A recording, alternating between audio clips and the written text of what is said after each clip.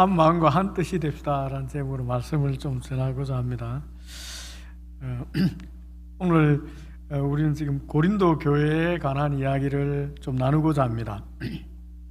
고린도 교회 얘기입니다.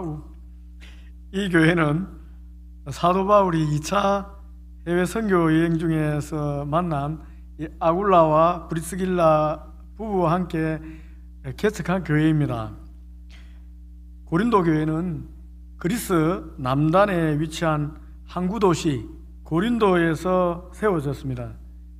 고린도는 BC 46년경에 로마 시민권을 가진 퇴역 군인들을 이주시키기 위해서 새롭게 건축된 신도시입니다.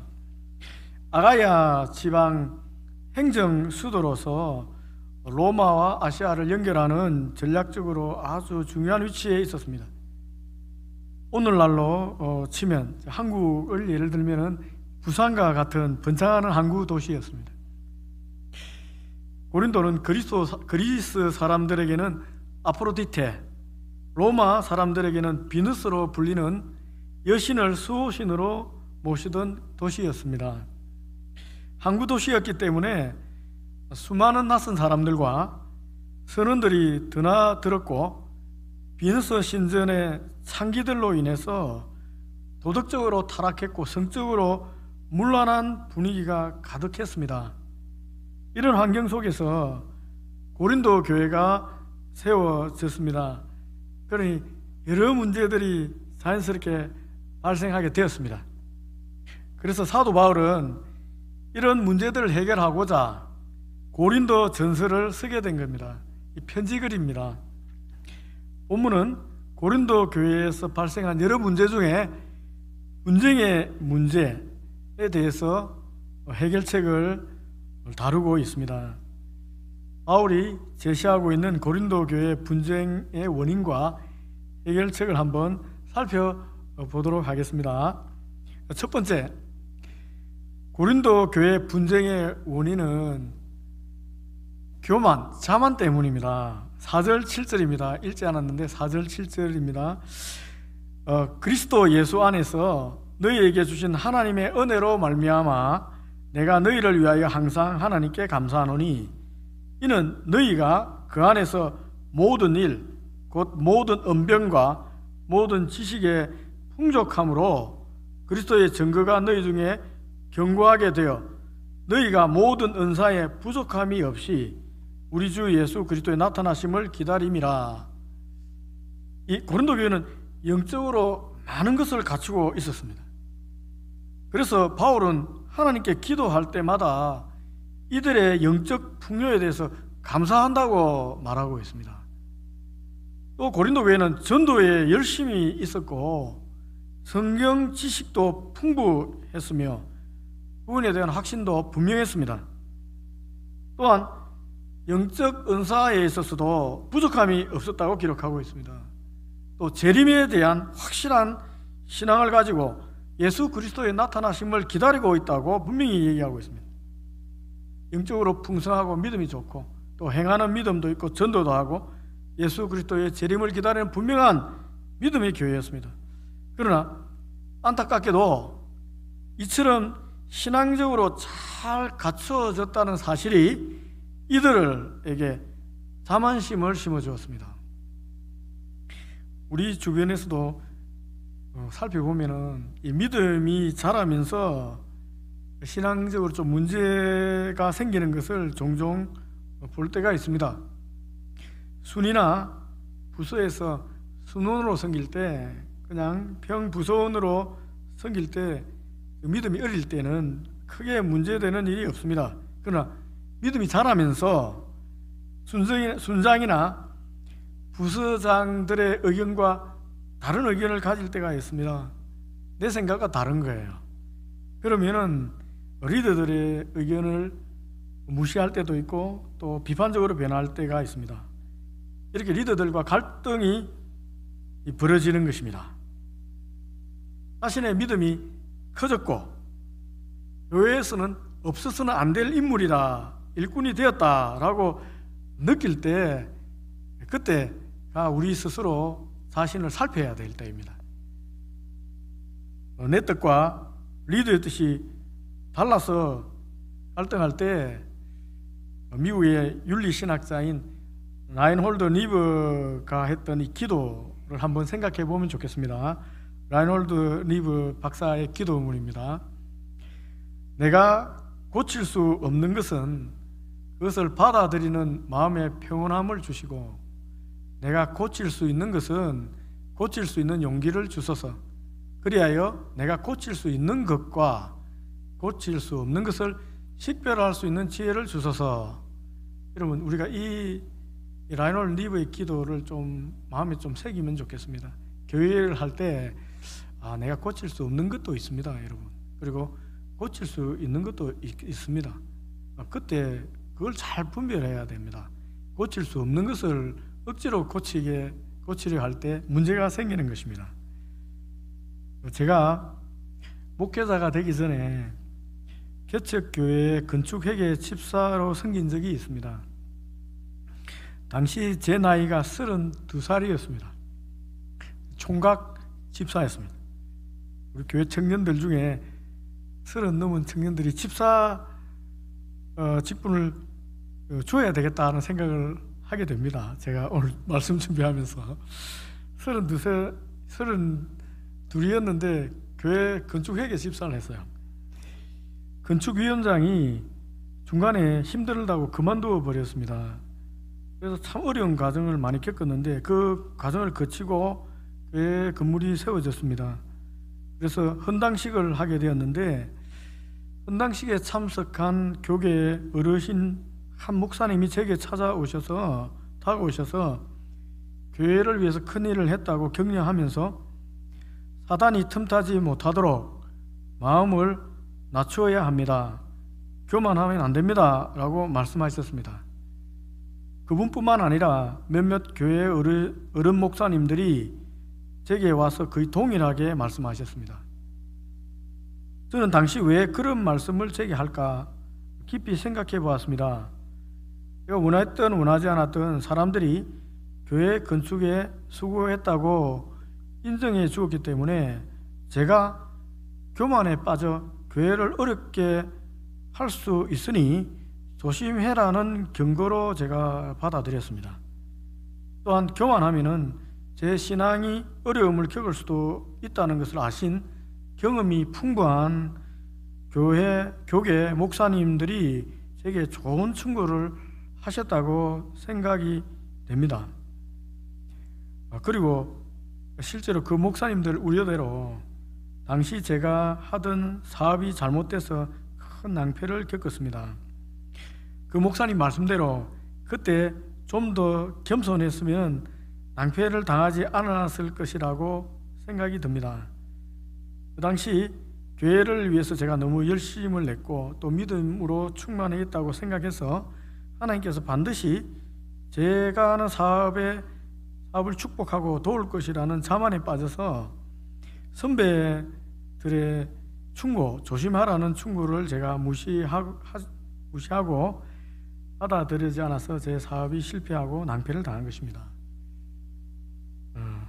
우리가 믿음이 있고 모두 것이 자랐다고 생각할 때 마음을 낮춰야 됩니다. 그게 교회에서도 분쟁의 원인이 되는 게 그런 겁니다. 두 번째, 고린도 교회의 분쟁은 예수님보다 특정 지도자를 더 사랑하기 때문에 분쟁하게 되었습니다. 11절 12절입니다. 내 형제들아, 글로에의 집 편으로 너희에 대한 말이 내게 들리니 곧 너희 가운데 분쟁이 있다는 것이라. 내가 이것을 말하거니와 너희가 각각 이르되 나는 바울에게, 나는 아볼로에게, 나는 게바에게, 나는 그리스도에게 속한 자라 한다는 것이다. 10대 소녀들, 특히 중학생, 고등학생, 여학생들은 남자도 마찬가지입니다. 자신들이 좋아하는 가수가 있습니다. 요즘은 BTS란 가수는 아저씨 취급을 합니다. 그들은 이미 자기들의 관심에 제어됐다고 말합니다.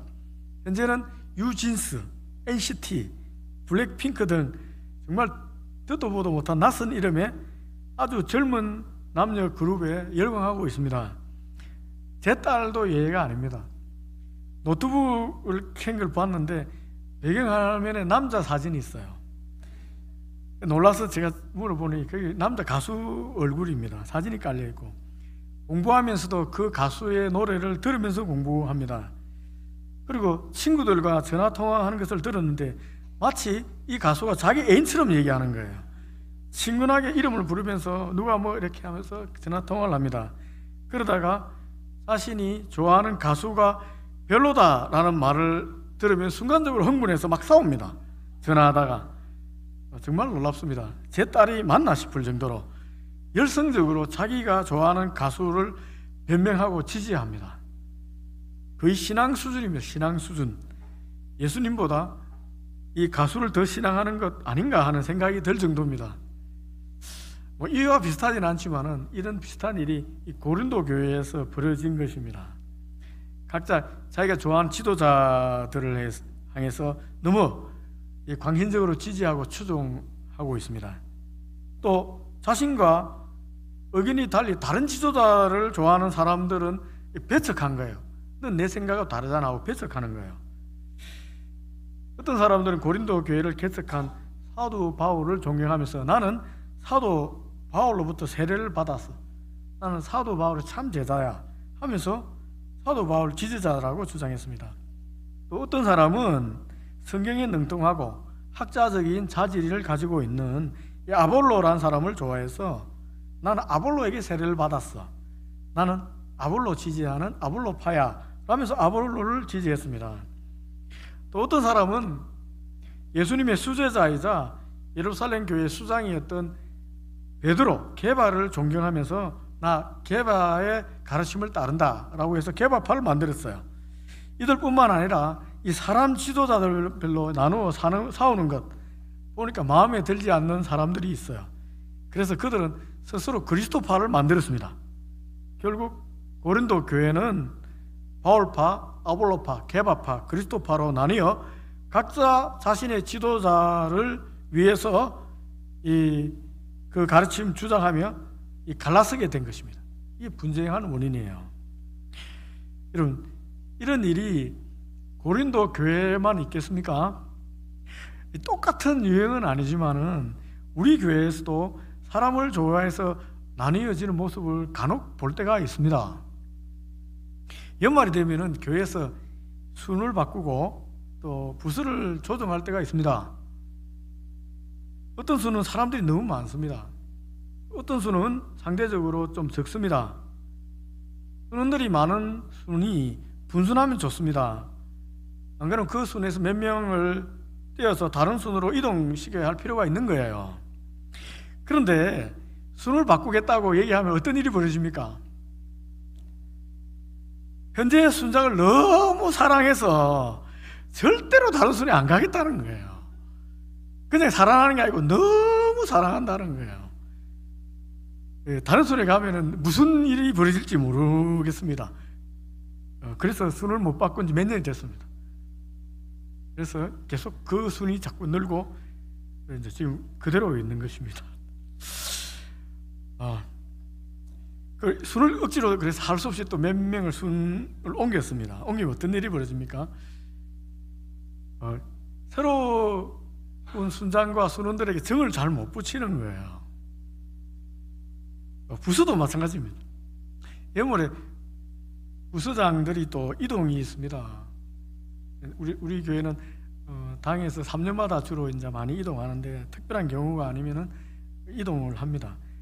그럴 때 이전 부서장을 너무 사랑해서 거기 또 따라가겠다는 사람도 있고 또 부서 섬기는 일을 또 그만두는 분도 있습니다. 그렇지 않더라도 좀 열심을 내지 않는 사람도 있습니다. 여러분, 교회는 다양한 사람들이 모여서 힘을 합쳐서 주님의 일을 하는 곳입니다.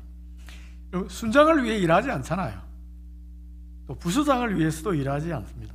오직 주님을 위해서 일합니다. 교회 일을 하기 위해서 주님은 각 사람들에게 다양한 은사를 주셨어요. 다른 은사를 주셨다니까요.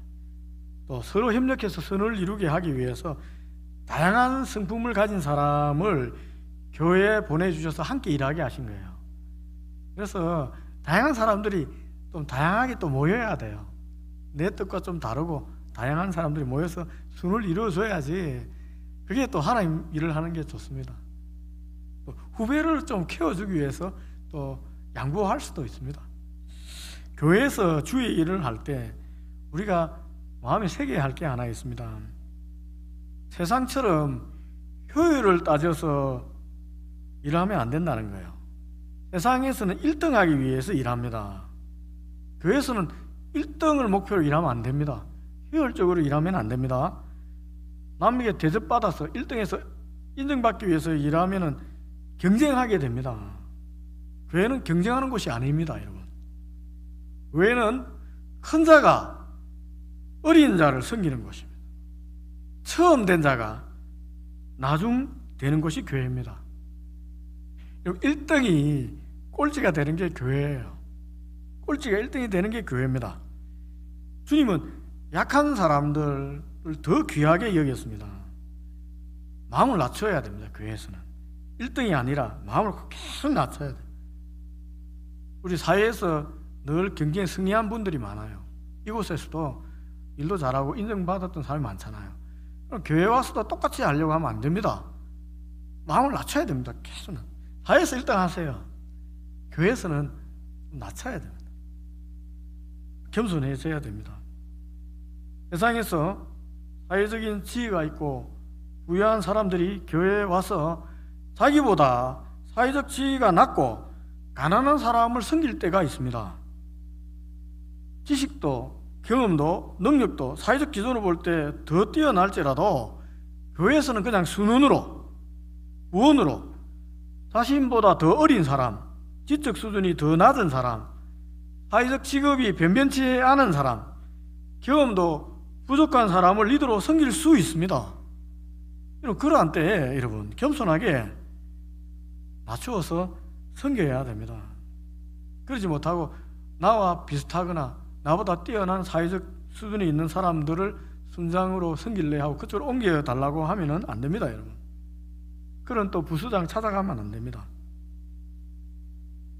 또 그런 순에 배치받았다고 열심을 내지 않고 순장에 협력하지 않아도 안 됩니다. 그럼 어떻게 됩니까?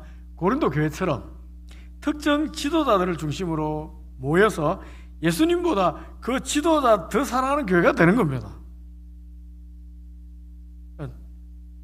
연말에 혹시 순 바꿀 조정할 때 순장을 너무 사랑해서 계속 거기 붙어 있겠다고 하지 마시고 좀 바꾸면은 주님께서 이제 또 이동시키는 갑다 하고 좀 이동하면 좋겠습니다. 네, 예. 다른 순장님하고 또 상하다 보면 또 그 순장님을 또 너무 사랑하게 되는 게 교회입니다. 우리는 주님의 제자들입니다. 항상 그걸 잊으면 안 돼요. 우리 주님은 하나님 아들이신데 창조주의 권능을 가진 하나님 그 자체이십니다. 그럼에도 불구하고 하늘의 보좌를 다 내려놓고 피조물인 사람이 되셨습니다. 그리고 심지어 제자들의 냄새 나는 발을 씻겨주시고 닦아주셨어요. 주님은 우리에게 섬김 받으러 온 것이 아니라 섬기러 왔다고 분명히 말씀하셨습니다. 우리가 그 예수님 본받아 가는 제자라는 것입니다. 교회 일꾼은 섬기는 사람이지 섬김 받는 사람이 아닙니다. 자꾸 섬김 받으려고 하지 마세요. 섬겨야 될 직분이 있잖아요, 여러분. 순장 구하기 너무 어렵습니다. 섬겨야 되는데 섬김 받으려고 자꾸 이렇게 사람을 너무 사랑해서 한 곳에 모여 있으면 누구를 섬기겠습니까? 누가 교회의 큰 자입니까? 주님의 겸손을 본받아서 겸손히 섬기는 자가 큰 자입니다. 섬기는 자리 있으면 좋겠습니다. 세 번째, 그렇다면 바울이 제시하는 이 교회의 분쟁의 해결책은 무엇입니까? 13절입니다. 그리스도께서 어찌 나뉘었느냐? 바울이 너희를 위하여 십자가에 못 박혔으며 바울의 이름으로 너희가 세례를 받았느냐? 여러분, 교회의 분열을 멈추게 하려면은 거짓된 영, 분열하게 만드는 영과 진리 전쟁을 치러야 됩니다. 교회가 분열하면 반드시 거기 악한 영이 있어요. 악한 영과 진리 전쟁을 감당해야 됩니다. 교회를 어지럽고 어지럽히고 분쟁하게 만드는 보이지 않는 악한 영, 거짓 영, 분열의 영, 다툼의 영이 마귀입니다. 반드시 있습니다. 이 거짓을 깨트리는 것이 진리입니다. 진리로 깨트려야 돼요. 이 바울이 13절에서 말하는 진리입니다. 첫 번째, 바울은 교회는 그리스도의 몸임을 지금 강조하고 있습니다. 교회가 분열해서 나뉜다는 것은 곧 그리스도의 몸이 나뉘었다는 것입니다.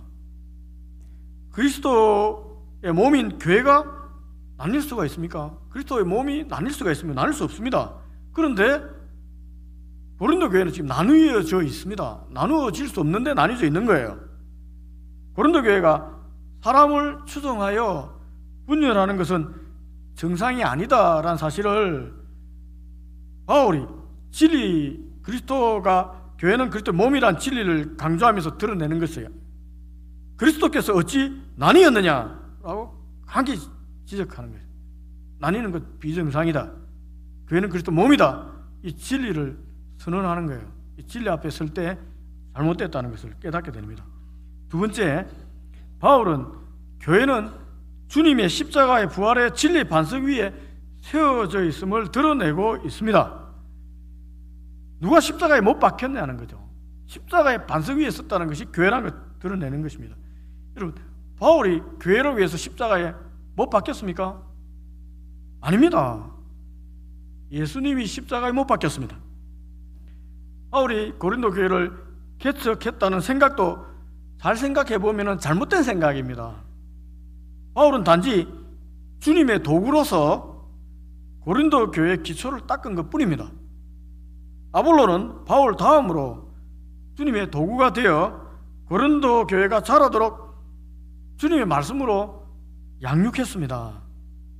고린도 교회가 교회 되도록 한 것은 주님이 성령을 통해서 바울을 고린도 교회를 개척하도록 사명을 주었고 교회가 성장하도록 은혜를 주셨기 때문에 교회된 것입니다.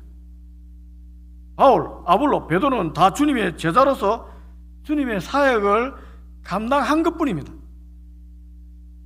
교회에서 사람의 이름이 드러나는 것은 위험의 신호입니다. 교회에서 사람의 이름 자꾸 나오는 것은 여러분 위험한 때입니다. 아무리 주님의 위대한 종이라도 종일 뿐입니다. 교회 목사님 이름이 너무 떠받들어질 때 그 교회는 조심해야 됩니다. 반드시 문제가 생깁니다. 세 번째, 바울은 세례는 주님의 십자가와 부활의 복음을 듣고 믿는 사람이 그 표로서 받는 것임을 분명히 했습니다. 17절입니다. 그리스도께서 나를 보냈으면 세례를 베풀게 하려 하심이 아니요 오직 복음을 전하게 하려 하심이로되 말의 지혜로 하지 아니함은 그리스도의 십자가가 헛되지 않게 하려 하십니다. 세례는 자기 제자 삼기 위해서 자기 이름으로 세례를 주는 거 아닙니다. 주님의 이름으로 세례를 주는 것입니다. 세례 많이 주는 것 자랑할 거 하나 없습니다, 여러분. 바울은 세례 많이 줬다고 자랑하지 않습니다. 바울은 주의 복음을 전하고 가르치는 데 집중했습니다. 이게 핵심이에요. 주님의 복음을 전하고 가르치는 것, 그게 지도자의 핵심이지 세례 많이 주고 세례 많이 줬다고 자기 밑에 줄 세우는 게 아무 의미가 없는 겁니다. 사실 생명은 세례에 있는 것이 아닙니다. 그리스도의 십자가와 부활의 복음에 생명이 있기 때문에 그렇습니다. 세례 요한이 제자들이 찾아와서 예수님께서 세례 주는 사람이 더 많습니다, 요한 선생님 라고 일러 바치자 그 제자들에게 한 대답입니다. 요한복음 3장 28절에서 30절입니다. 내가 말한 바 나는 그리스도가 아니요 그의 앞에 보내심을 받은 자라고 한 것을 증언할 자는 너희이니라. 신부를 취하는 자는 신랑이나 서서 신랑의 음성을 듣는 친구가 크게 기뻐하나니 나는 이러한 기쁨으로 충만하였노라. 그는 흥하여야 하겠고 나는 쇠하여야 하리라 하니라. 그럼 우리가 세례 요한은 분명히 자기가 가진 정체성을 알고 있었어요. 그리고 세례 요한이 세례 주는 이유는 예수님이 그리스도라는 것을 나타내기 위해서 세례를 주는 것입니다. 그리고 그는 흥하여야 되겠다. 주님만 드러나야 된다는 거예요. 사람은 감춰져야 된다는 것입니다. 이 세례 때 세례 받았다. 누구에게 세례 받았다. 이걸로 지금 고린도 교회가 나눠져 있다는 거예요. 말씀을 맺습니다, 여러분. 주님의 십자가의 진리의 반석 위에 설 때 그때야 교회가 하나 될 수가 있습니다. 10절입니다. 바울은 형제들아 내가 우리 주 예수 그리스도 이름으로 너희를 권하노니 모두가 같은 말을 하고 너희 가운데 분쟁이 없이 같은 마음과 같은 뜻으로 온전히 합하라 라고 권면합니다. 예수 그리스도의 십자가의 반석 위에 세워진 교회라면 여러분 예수 그리스도의 이름의 권세 앞에 다 고개를 숙여야 합니다. 다른 이름에 고개 숙이면 안 됩니다. 우리 교회는, 우리 구표교회는 우리 주 예수 그리스도의 이름의 권세 앞에만 머리 숙인 하나 된 교회입니까? 아멘. 아멘, 맞습니다. 다른 이름에 고개 숙이지 않잖아요. 여러분, 분쟁이 없고 같은 마음으로 서 있는 구포교회를 주신 하나님께 감사를 드립니다. 진심으로 감사를 드립니다. 교회가 안정되고 평화로운 것 얼마나 큰 은혜입니까? 하나된 교회 되게 하신 주님의 은혜에 여러분 정말 감사하는 시간 되면 좋겠습니다. 또 저희 교회가 오직 주 예수 그리스도 이름의 권세 아래 하나된 교회로 계속 서 있게 해달라고 기도하면 좋겠습니다.